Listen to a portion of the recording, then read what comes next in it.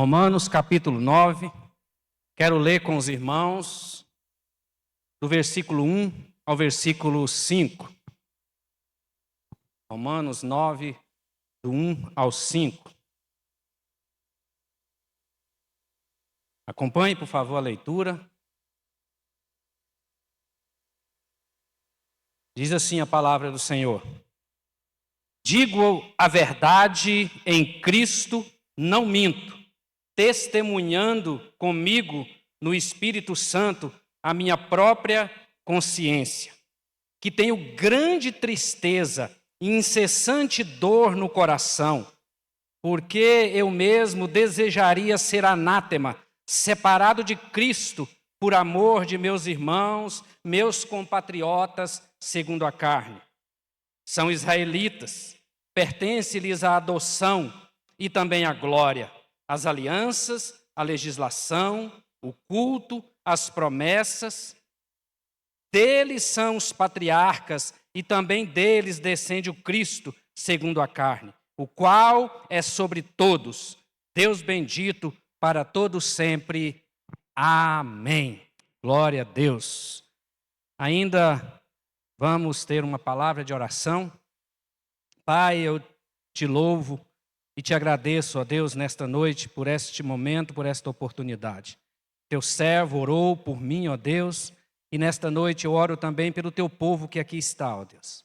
Que o coração, ó Deus, da tua igreja nesta noite esteja receptivo à tua palavra. Ó Deus maravilhoso, que o Espírito Santo do Senhor possa falar conosco, ó Deus, nesta noite. Ó Pai maravilhoso. E eu me coloco, ó Deus, na inteira dependência do Senhor, ó Deus. Que o Senhor me use como instrumento em tuas mãos, ó Deus. Em nome de Jesus. Glória a Deus. Romanos capítulo 9, que nós lemos, do versículo 1 ao versículo 5.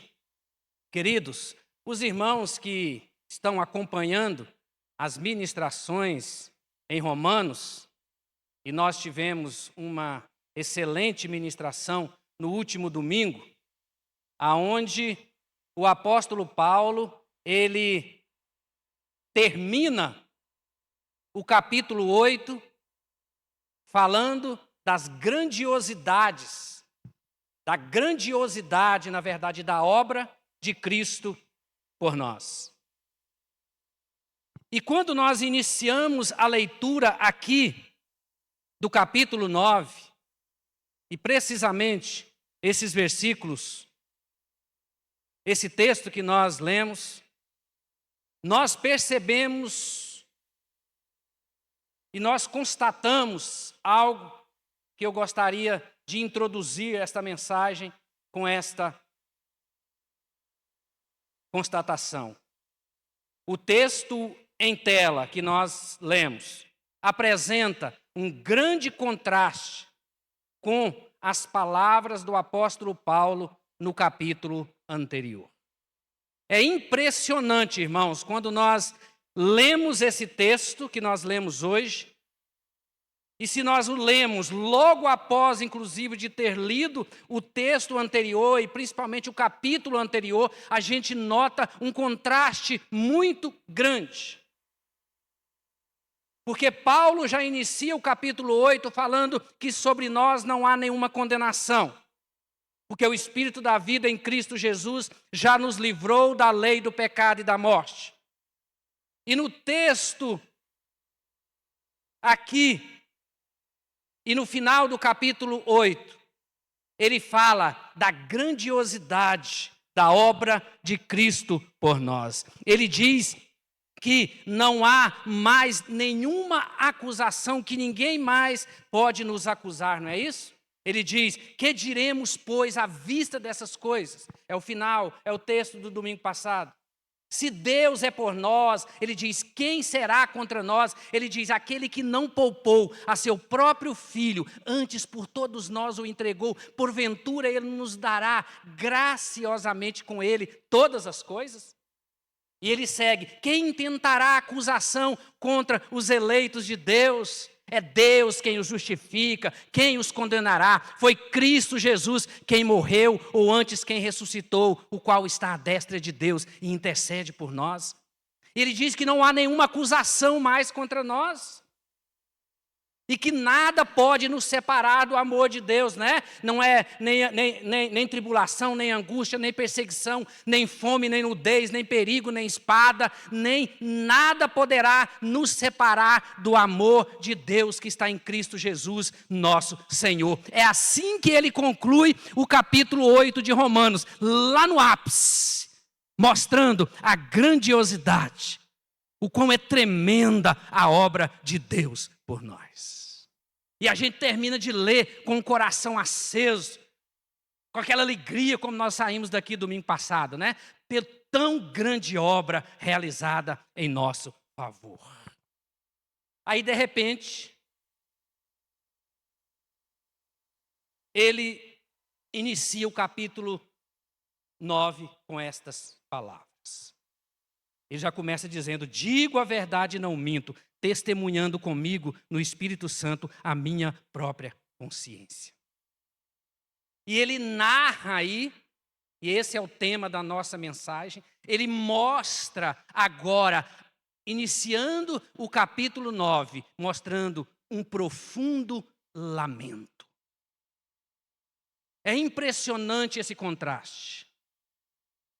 Ele diz que o seu coração está triste. Grande tristeza o acometeu. É um profundo lamento por causa da situação do seu povo Israel, os judeus. E Paulo, irmãos, este é o contexto da carta. Paulo escreve essa carta à igreja de Roma. Paulo nunca tinha ido a Roma, ainda não tinha ido a Roma. E ele ia à Espanha e ele ia passar pela igreja de Roma. E ele antecede a questões que ele teria que tratar e que ele iria tratar com aquela igreja. Questionamentos que ele receberia daquela igreja. Porque ao mesmo tempo que Paulo diz, encerrando o capítulo 8, sobre as grandezas da obra de Cristo por nós, ele mostra a realidade e isso acaba sendo um contraste com a situação do povo de Israel.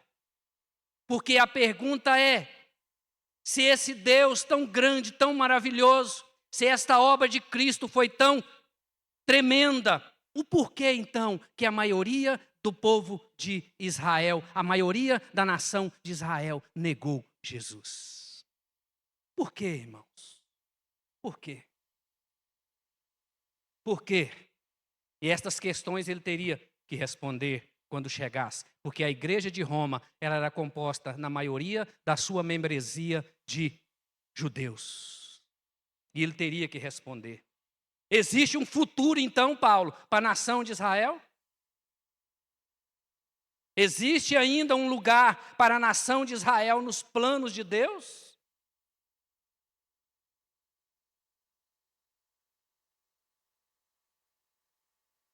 Outras questões que ele teria que responder. Esta rejeição dos judeus a Cristo é uma rejeição final e definitiva? Existe ainda alguma chance para os judeus dentro do plano da redenção? Esse texto que nós lemos mostra um profundo lamento de Paulo por causa da situação, pelo fato de que a nação de Israel, na sua maioria, negou Jesus como o Cristo de Deus. E eu não vou responder essas questões aqui hoje, porque os meus pares que me sucederão é que estão com essa responsabilidade, Paulo, de responder essas questões aqui. Eu já aconselho você a se desdobrar sobre Romanos 9, porque não será fácil, viu, Milton? Responder essas questões de Paulo aqui em Romanos. Porque os capítulos 9, 10 e 11 vai falar exatamente disso, mostrando a soberania de Deus e, inclusive, de que a rejeição de Israel, ela não é incompatível com a justiça de Deus e que Deus é soberano. Mas os irmãos terão resposta dessas questões nas mensagens seguintes. Eu não sei quem são, mas já estão aí com certeza estudando para responder para vocês. Então, certamente, estas são as questões que Paulo teria que responder à igreja. E eu quero analisar com os irmãos este texto sob dois aspectos. Primeiro aspecto, uma solene declaração. Irmãos, esta declaração de Paulo aí nos versículos 1, 2 e 3 é uma declaração solene. Olha só, irmãos, o que Paulo diz: digo a verdade em Cristo, não minto, testemunhando comigo no Espírito Santo a minha própria consciência, que tenho grande tristeza e incessante dor no meu coração, porque eu mesmo desejaria ser anátema. Sabe o que significa anátema? Amaldiçoado, maldito, separado de Cristo, por amor de meus irmãos, meus compatriotas, segundo a carne. Uma referência direta a Israel. Uma declaração solene. E Paulo faz essa declaração, irmãos. Ele faz essa declaração exatamente pelo fato de que os judeus viam Paulo como um traidor da nação. Porque simplesmente Paulo começou a pregar que os sacrifícios havia passado, que o templo não era mais o local aonde Deus devia ser adorado. Ele dizia agora que nós somos o templo do Espírito Santo, o templo de Deus, de que Deus não habita em templos feitos por mãos humanas. E Paulo pegou essa mensagem e ele não a limitou aos judeus, mas ele levou às outras nações. E isso os judeus não aceitavam, irmãos. Basta nos lembrar de Pedro, que para ir pregar a Cornélio precisou que Deus desse a ele uma visão de um lençol, que nós não vamos entrar em detalhe agora, mas porque Pedro sempre teve essa dificuldade de entender que o evangelho não era uma mensagem somente para os judeus, mas que era para todos os povos. Então, os judeus não tinham uma boa impressão de Paulo, exatamente pelo fato de que aquilo que ele pregava vinha contra tudo aquilo que eles haviam aprendido e não tinham a revelação, não conseguiam entender que era um novo tempo, que Cristo estava inaugurando um novo tempo. Dois fatos merecem destaque nesta declaração solene de Paulo. Primeiro, a ênfase e a sinceridade de suas palavras. É o que ele está aí no versículo 1. Ele diz: digo a verdade e não minto. Digo a verdade e não minto, testemunhando comigo no Espírito Santo a minha própria consciência.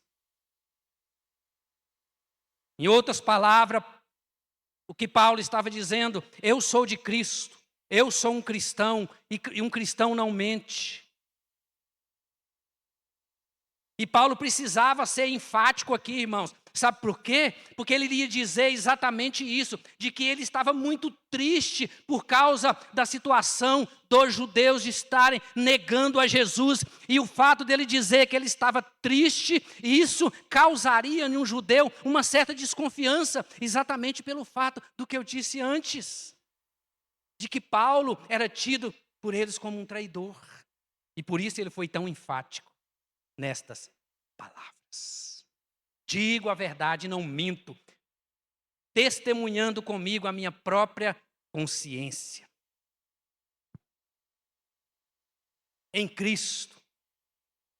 É como se ele estivesse chamando Cristo para ser a testemunha de suas palavras. Primeiro ele apelou para Cristo como sua testemunha, e ainda no versículo a seguir ele diz, no Espírito Santo, também testemunhando a minha própria consciência. A minha própria consciência. Testificando a minha própria consciência. Ou seja, é a mesma expressão que ele usou ainda no versículos anteriores, dizendo, o próprio Espírito testifica com o meu Espírito de que eu sou filho de Deus. Ele agora diz, ele é enfático com as suas palavras àquele povo, dizendo, testemunha comigo a minha própria consciência de que eu estou dizendo a verdade. Eu estou dizendo a verdade. Sabe por quê, irmãos? Porque todo crente verdadeiro, ele tem uma luz na sua mente, na sua consciência, que diz a ele o que está certo e o que está errado. Se ele está mentindo ou se ele está falando a verdade. É ou não é verdade? E se essa luz não tem acendido na nossa mente, na nossa consciência, algo está errado. Algo está errado.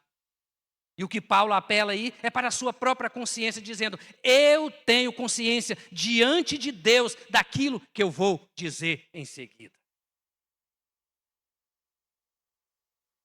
A luz vermelha, se essa luz vermelha não acende na nossa consciência, algo está errado. E este é o primeiro fato. O segundo, a intensidade dos sentimentos em relação ao povo judeu. Olha o versículo 2 e 3, ele diz, que tenho grande tristeza. Ele diz que é verdade, eu tenho grande tristeza e incessante dor no coração. Incessante dor no coração. Paulo, ele expressa aí, nesses versos, a sua profunda tristeza. A tristeza que ele sentia pelo fato dos judeus terem rejeitado Jesus como Cristo, como enviado de Deus. Era uma dor incessante. Sabe o que significa isso, irmãos? Uma dor que não passa. Paulo dormia com essa dor, acordava com essa dor. Sabe aquela dor que não passa? Você dorme até na esperança de quando acordar, ela já passou, mas quando você acorda, ela está ali, pulsando. Essa era a dor que Paulo sentia por causa da situação do seu povo, seus compatriotas. Ele estava de luto. Essa é a expressão que nós temos, irmãos, que Paulo vivia em luto pelo fato daquele povo ter negado, ter rejeitado a Cristo. E sempre foi assim. Sempre foi assim. Quando Jesus foi preso, quem disse, irmãos, crucificam, crucificam, crucificam? Os judeus. Foi eles que disseram, crucificam, crucificam. Eles é que queriam e que pediram para que Jesus fosse entregue aos romanos para serem crucificados. E é interessante, irmãos, as palavras do apóstolo Paulo aí no versículo 3. É até inacreditável a expressão do seu sentimento por aquele povo, quando ele diz que ele desejaria ser anátema, maldito, separado de Cristo. Como eu disse, este é o significado de anátema, maldito, separado. É a mesma palavra que ele usou quando ele escreve aos Gálatas, quando ele diz que mesmo que um anjo viesse e pregasse um outro evangelho que não fosse o evangelho que ele pregava, que fosse anátema, que fosse amaldiçoado. Ele está dizendo também: eu também desejaria ser maldito, separado de Cristo. Sabe o que significa isso, irmãos? Em outras palavras, se fosse possível, eu iria para o inferno no lugar do meu povo. Olha, irmãos, tamanha tristeza que inundava o coração, a alma do apóstolo Paulo. Se fosse possível, eu morreria. Eu seria condenado no lugar do meu povo. É a mesma palavra usada por Moisés, lembram? Quando Moisés desce do Monte Sinai e encontra o povo adorando o bezerro. Lembra desse episódio? E Moisés vai para diante de Deus e ele diz: grande é o pecado que o povo cometeu, fazendo para si outros deuses.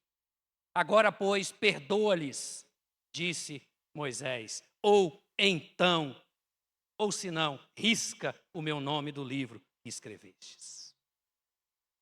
Que líder é, irmãos? Em outras palavras, ou o Senhor perdoa aquele povo por causa do pecado deles, ou risca o meu nome do livro da vida. É semelhante às palavras de Moisés, essas palavras do apóstolo Paulo. O sofrimento de Paulo aqui, irmãos, manifestado por Paulo aqui, era tão grande, que alguns estudiosos acreditam que essa dor incessante, esse luto que Paulo carregava na sua alma, era o famoso espinho na carne que ele faz menção em 2 aos Coríntios, capítulo 12. Onde ele diz, quando ele se refere lá ao espinho na carne. Isso não é uma afirmação precisa, são apenas cogitações. Mas tamanho era o luto de Paulo por causa da situação do povo judeu que rejeitou a Jesus como sendo o Cristo, o enviado, o Salvador do mundo. Este é o primeiro aspecto que eu analiso com você hoje. E o segundo aspecto que eu analiso com você hoje, os privilégios dos judeus. Paulo enumera aí, irmãos, a partir do versículo 4, ou seja, o versículo 4 e o versículo 5, os privilégios que os judeus tiveram. E ele enumera aí 9 privilégios, são elencados aí por ele. Privilégios esses que foi desperdiçado pelos judeus. Eu vou ser bem rápido, mencioná-los. Não vou me deter muito devido ao nosso tempo, são 9 privilégios. E você vai ver aí a partir do versículo 4. Primeiro, Paulo diz que eles eram israelitas. Israelita é o nome étnico da raça que descende de Israel, que é o mesmo que Jacó. Jacó teve o seu nome mudado por Israel, e dele, aquele povo recebeu aquele nome, israelita. Ou seja, foi dessa raça que o Senhor escolheu. Paulo está dizendo, vocês são israelitas. Segundo privilégio, o privilégio de ter sido a nação adotada por Deus. Paulo diz, a eles pertence a adoção. Irmãos, todas as nações do Antigo Oriente, e haviam muitas nações, grandes nações, e de todas aquelas nações do Antigo Oriente, Deus escolheu apenas Israel. Adotou aquele povo como sendo seus filhos. Aquele povo foi eleito não por mérito, mas unicamente pela graça de Deus. Como eu disse, haviam outras nações grandes, os egípcios, os assírios, babilônicos, sumérios, cananeus. E Deus resolve escolher, irmãos, aquela naçãozinha pequenininha, composta de 12 tribos nômades que vivia andando, não tinha nem morada certa. Deus escolhe aquela nação pequena, olha que privilégio. E Paulo lembra aquele povo deste privilégio. O privilégio de ter sido, terceiro lugar, a nação que experimentou a manifestação da glória de Deus. Ele diz: a eles pertence a glória.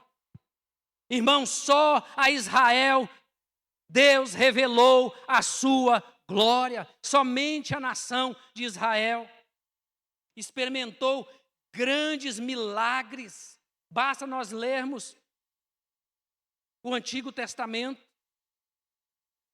e a gente vê grandes milagres que Deus manifestou no meio daquele povo.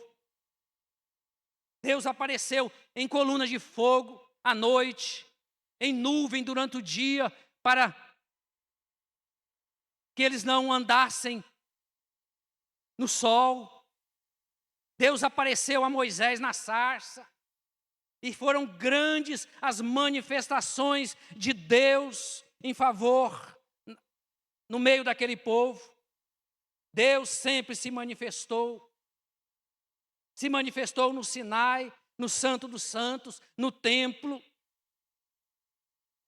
A glória era o sinal visível da presença de Deus. Só Israel tinha a manifestação da presença visível de Deus no meio deles. Nenhuma outra nação teve esse privilégio. O privilégio de ter sido a nação com quem Deus fez aliança. Foi somente com Israel que Deus fez a sua aliança. Diz que a eles pertencem as alianças. Aquela nação tinha um pacto com Deus, irmãos. Somente com Israel Deus fez a sua aliança. Com nenhum outro povo. Deus fez aliança com Noé, Deus fez aliança com Abraão, Deus fez aliança com Davi. Deus sempre estava manifestando o seu amor e mostrando: eu tenho um pacto com vocês, mesmo sendo vocês quem são, eu escolhi vocês. E aquele povo negou o Cristo de Deus. O privilégio de ter sido a nação que recebeu a lei de Deus, irmãos. Diz que a eles foi dado a lei. Somente Israel recebeu a dádiva da lei de Deus. Deus deu instruções, preceitos para nortear o caminho daquele povo em santidade. A lei escrita somente Israel recebeu. A lei referente aos sacrifícios para perdão de pecados. Somente aquele povo recebeu as instruções de que, se eles sacrificassem aqueles animais, eles receberiam perdão dos seus pecados. Receberam leis civis, religiosas, leis morais. Em sexto, o privilégio de ter sido a nação que aprendeu sobre o verdadeiro culto a Deus. A eles pertencem o culto, diz aí o versículo. Fala da adoração do verdadeiro, adoração verdadeira a Deus. Somente a Israel Deus revelou de que forma ele gostaria, ele queria ser cultuado. Ele diz: vocês não terão outros deuses diante de vocês, somente eu serei o vosso Deus. Todas as outras nações eram nações politeístas que adoravam vários deuses, mas somente Israel recebeu de Deus a orientação e o discernimento e o ensinamento de que somente a Deus devia adorar. Era uma nação monoteísta. Deus orientou aquele povo a não fazer imagem de escultura. Eu não preciso ser adorado por meio de uma imagem. Esta sempre foi as palavras de Deus àquela nação. Nenhuma outra nação recebeu o privilégio de ser ensinada com respeito ao verdadeiro culto. Sétimo privilégio de ter sido a nação que recebeu as promessas. Diz que a eles pertencem as promessas. A promessa que foi feita a Abraão: em ti serão benditas todas as nações. As promessas relativas ao Messias estava lá, foi dito a eles. E o Messias estava lá diante deles. E eles não conseguiam ver.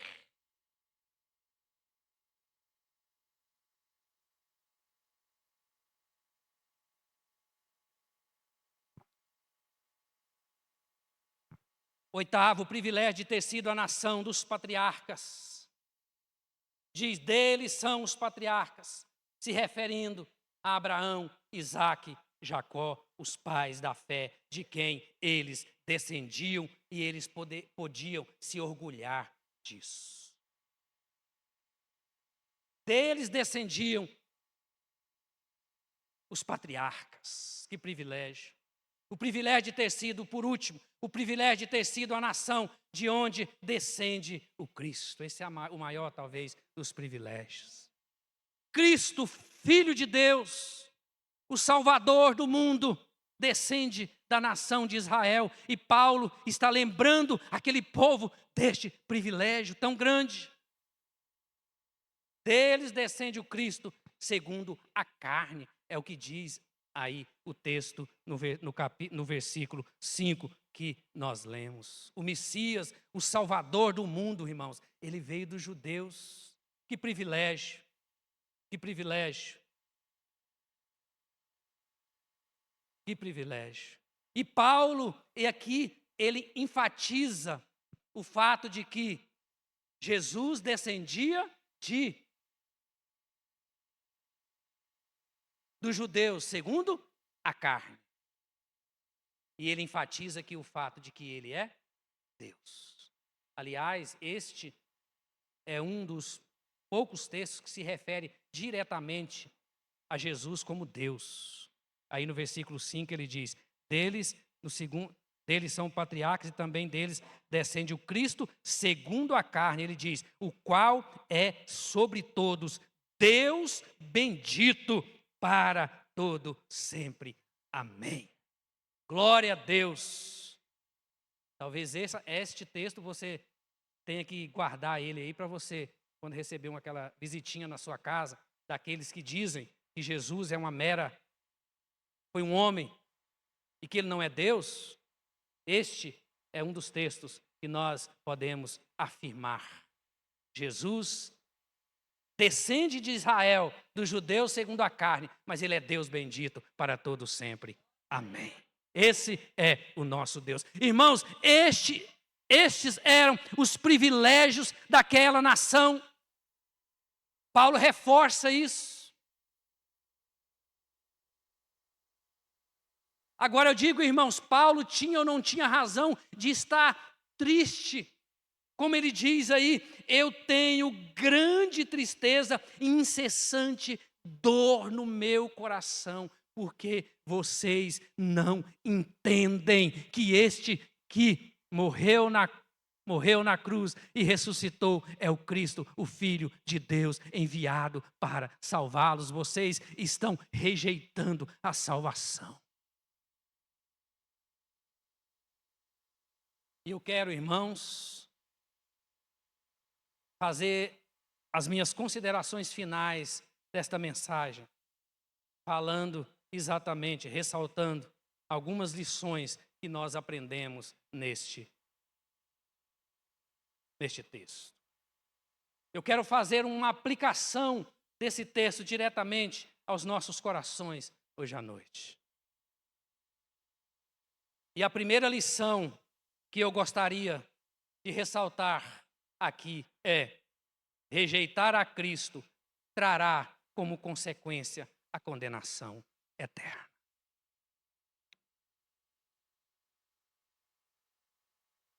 Olhando esse texto, irmãos,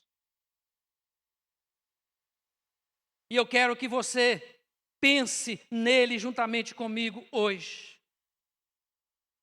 Se Jesus, se a obra de Cristo é tão tremenda, como Paulo nos revela no final do capítulo 8, que nós mencionamos,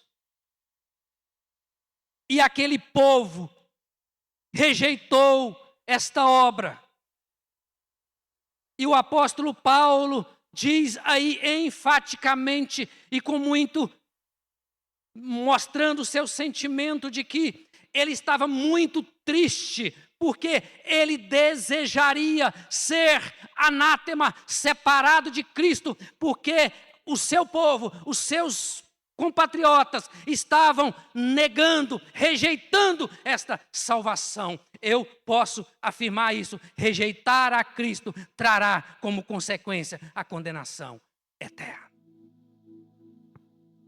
É triste, mas é verdade.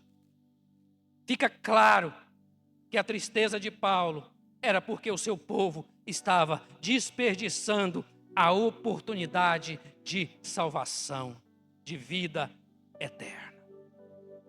Receberam todos os privilégios,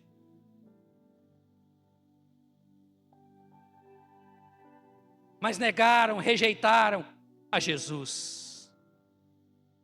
E assim também acontecerá, irmãos. Da mesma forma, eu e você, ou qualquer outra pessoa, de qualquer nacionalidade, que rejeitar a salvação em Cristo, se perderá eternamente.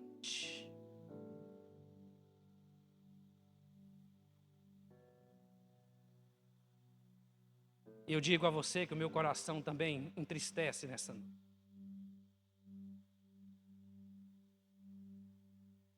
Porque é verdade. Porque não há salvação senão em Jesus Cristo. E todos aqueles que rejeitarem Jesus,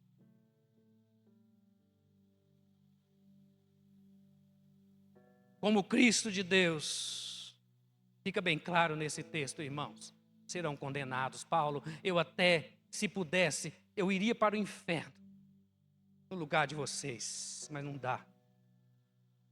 Sabe por quê? Porque a salvação ela é individual. Ninguém pode fazer isso por você.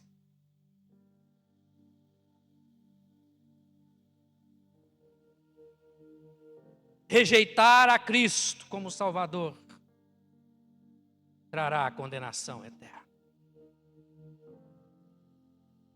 E a palavra de Deus para o seu coração, que aqui hoje está, eu digo,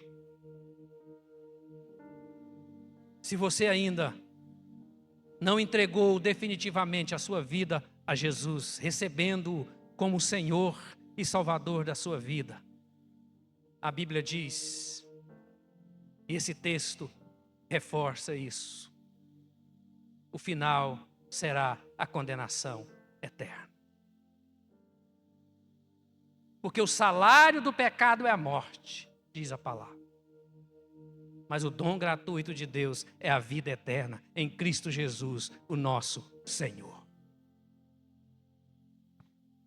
E Jesus é a prova do amor de Deus para conosco, para com este povo separado. Segundo, devemos ter sentimento e tristeza, de tristeza e pesar pelos nossos compatriotas, o povo brasileiro. Por aqueles que até o momento continuam rejeitando a Jesus Cristo como sendo o único Salvador. E o sentimento que havia em Paulo, irmãos, em favor do seu povo, seus compatriotas, precisa ser o sentimento também do nosso coração, do coração da igreja. E a pergunta é: qual tem sido a nossa preocupação com aqueles que têm rejeitado a Jesus Cristo como o Cristo de Deus. Embora nós não tenhamos, queridos, recebido aqueles privilégios que a nação de Israel recebeu, mas nós recebemos também, a igreja recebeu o privilégio de ter entendido, de ter tido a revelação do Evangelho de Jesus Cristo. Paulo, quando escreve aos Colossenses, ele diz que o mistério que estiver oculto dos tempos e das gerações foi revelado. Ele diz, isto é, Cristo em vós, a esperança da glória. Só há esperança da glória eterna para aqueles que estão em Cristo Jesus. Esta é a mensagem do Evangelho. E eu e você, a igreja foi iluminada, tem esse entendimento. E nós precisamos ter um sentimento de tristeza e pesar pelos nossos compatriotas. E esse sentimento precisa ser manifesto com a pregação do Evangelho. Porque a pregação do Evangelho é responsabilidade da igreja. Esta é a missão da igreja, pregar o Evangelho. Pregar o Evangelho. Irmãos, aquele povo que estava rejeitando Jesus, não estivesse condenado, Paulo não manifestaria tamanho sentimento. A sua alma não estaria de luto como ele demonstra aqui.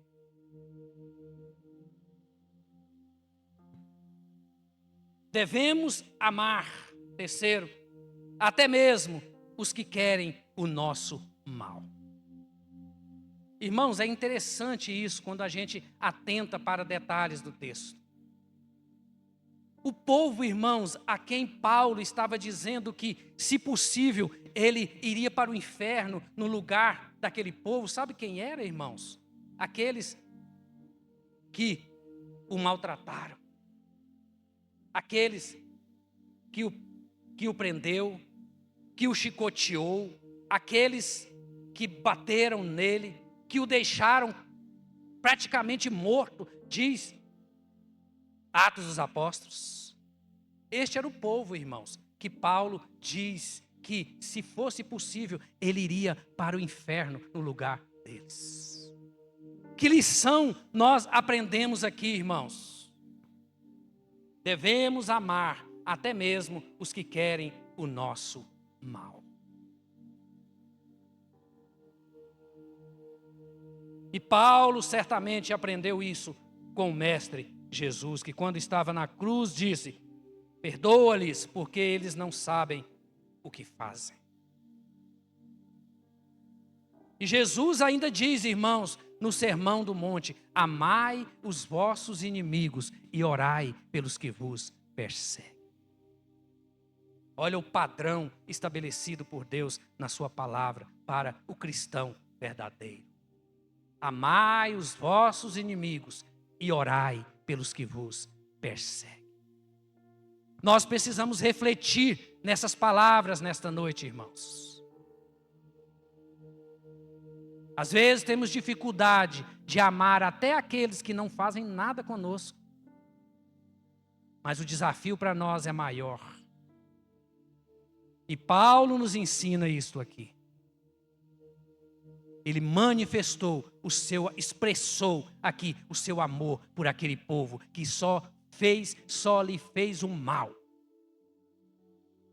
E é por isso então que ele diz no capítulo 12, aqui mesmo de Romanos, se o seu inimigo tiver fome, dá-lhe de comer. Se tiver sede, dá-lhe de beber. Esta também é a lição que nós aprendemos com o apóstolo Paulo. E a última lição, é algo que a gente fala no nosso dia a dia, mas nesse texto está muito claro, que é simples demais, porém profunda demais também. Deus é bom e misericordioso. Fica claro nesse texto, irmãos, que Deus estava dando uma oportunidade àquela nação. Aquela nação virou as costas para Deus, mas segundo as palavras do apóstolo Paulo, é que aquele povo ainda havia esperança para ele, porque Deus é bom e Deus é misericordioso. Esse é o nosso Deus. Há esperança, irmãos, para o maior pecador sobre a terra. Talvez maior no sentido de que a gente dimensiona o pecado pelo ato cometido. Mas há pecador para o maior assassino sobre a terra. Se ele se arrepender e reconhecer Jesus Cristo como único e suficiente Salvador, ele recebe o perdão. Sabe por quê? Porque Deus é bom e misericordioso. Mas há também esperança para aquele que, mesmo não sendo um assassino, mesmo não sendo aquele que cometeu um grande crime, mas que é pecador e está separado de Deus. Porque a Bíblia diz que todos pecaram e destituídos estão da glória de Deus. E somente por meio de Jesus Cristo o homem é reconciliado com Deus, de maneira que todo aquele que ainda não recebeu Jesus Cristo como Senhor e Salvador da sua vida, mesmo sendo uma pessoa boa, que não faz o mal a ninguém, mas se rejeita Jesus Cristo como Senhor e Salvador, é muito claro na palavra de Deus, irmãos, está condenado. E só há esperança também para esse em Jesus Cristo, o Filho de Deus, a esperança do mundo, a luz do mundo, aquele que morreu e deu a sua vida em favor do homem para a sua salvação. E eu quero que você que está aqui hoje reflita nestas palavras.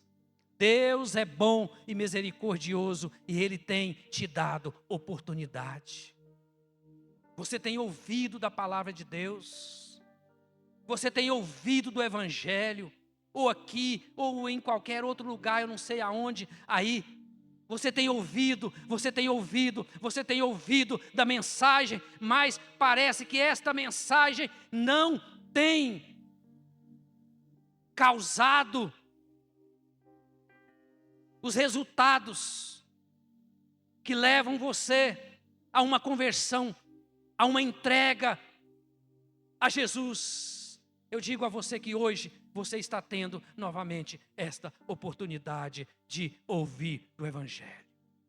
E Deus, porque Deus é bom e Ele é misericordioso, está te dando mais esta oportunidade. Não rejeite as oportunidades que você tem recebido. É um privilégio para você estar aqui hoje. Não porque eu estou falando, porque eu não sou nada, mas porque a palavra de Deus foi exposta ao seu coração. É um privilégio para você, porque você ouviu o Evangelho de Jesus Cristo. Ou você se rende a Ele um dia, ou você estará condenado para a eternidade. Esta é a verdade do Evangelho. Eu não posso fugir disso. Que Paulo manifestou essa tristeza por causa da nação, do seu povo, seus compatriotas que rejeitaram Jesus como Cristo de Deus. Convido você a ficar de pé nesta noite. Convido a você que tem certeza de que esse Evangelho você um dia já se entregou, já a sua mente já foi iluminada por Ele, mas que talvez você não tenha tido o compromisso de levá-lo às outras pessoas, àquelas pessoas que continuam rejeitando a Jesus. Que você refletisse sobre isso nesta noite. Convido você também que, porventura, entende que você ainda não se entregou definitivamente a Cristo, para viver para Ele, para a sua glória, para o seu louvor, para servi-lo aqui neste mundo. Eu digo a você que você hoje está tendo novamente o privilégio de ouvir do Evangelho. Não desperdice esta oportunidade. Não desperdice esta oportunidade. Ore neste momento, eu te peço. Ore, ore, ore. Deus maravilhoso e eterno Pai, nos colocamos mais uma vez diante da Tua palavra nesta noite, Pai. Obrigado, ó Deus, pela mensagem ministrada aos nossos corações, ó Deus. Pai da glória, o Teu servo, o apóstolo Paulo, manifestou a sua tristeza, Senhor, em razão da situação em que se encontrava o seu povo, os seus compatriotas, ó Deus. E nós nesta noite como igreja aqui reunida, Pai, manifestamos, ó Deus, a nossa tristeza por aqueles que ainda não reconheceram o Senhor como único e suficiente Salvador, ó Deus. E que o Senhor, ó Pai, nos desperte como igreja, Senhor, nesta noite, para que sejamos, ó Deus, propagadores desta mensagem, meu Deus. Ó Senhor da glória, Deus, que aqueles que estão aqui hoje, que entendem, ó Deus, que ainda não entregaram a sua vida ao Senhor, que o Senhor, ó Deus, nesta noite, dê a eles mais esta oportunidade, Pai, e eu sei que o Senhor está dando. E essa pessoa está entendendo, está compreendendo. Eu sei que o Senhor está falando em corações aqui nesta noite, Pai. Pessoas que entendem, eu preciso entregar a minha vida ao Senhor Jesus e viver para Ele, porque eu sei que se eu morrer como eu estou condenado.